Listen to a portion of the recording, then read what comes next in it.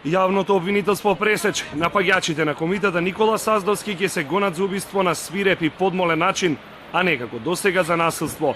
Обдукцијата, а потоа и вештачењето од Институтот за судска медицина ги дало одговорите како починал Саздовски и од кои удари.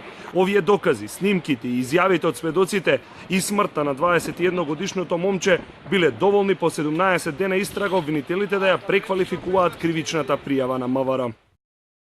Ова вештачење беше доставено во обвинителството на 16 јули 2018 година и од него неспорно произлегува динамиката на кривично-правниот настан, во смисла на видот и карактерот на здобиените повреди кај лицето НС, а се утврдува и причинско-последичната врска на нанесените повреди и нивното влијание на смртниот исход. Одлуката за преквалификација на кривичното дело можеше да се донесе само откако јавното обвинителство ги обезбеди сите релевантни докази, меѓу кои и судско-медицинското вештачење, и откако ги утврди фактите кои произлегуваат од тие докази. Никола Саздовски во првичната верзија на полицијата бил нападнат од 3 млади момчиња кои излегле од Мерцедес и со тупаници и клоци на автобуската постојка во автокоманда го претепале. Друга верзија за сега нема, бидејќи двајцата уапсени и притворени Скендер Д и Бесир Б пред обвинителот се бранеа со молчење. Ке зборуваат откако ќе ги видат сите докази.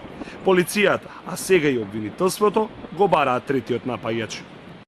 За третиот осомничен, кој се уште е недостапен, ќе биде распишана домашна и меѓународна потерница.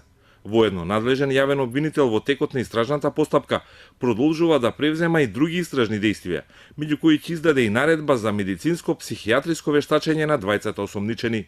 Саздовски на трибините ги бранал боите на фудбалскиот клуб Вардар, а тројцата напаѓачи на Шкупиот Скопски Чаир. Нивната средба во автокоманда заврши со кома за Саздовски, а притвор за двајца и едно момче во бегство. Доколку обвинителството покрене, а судот го прифати обвинението и се докаже нивната вина, може да добијат затворски казни од 10 години до доживотен затвор.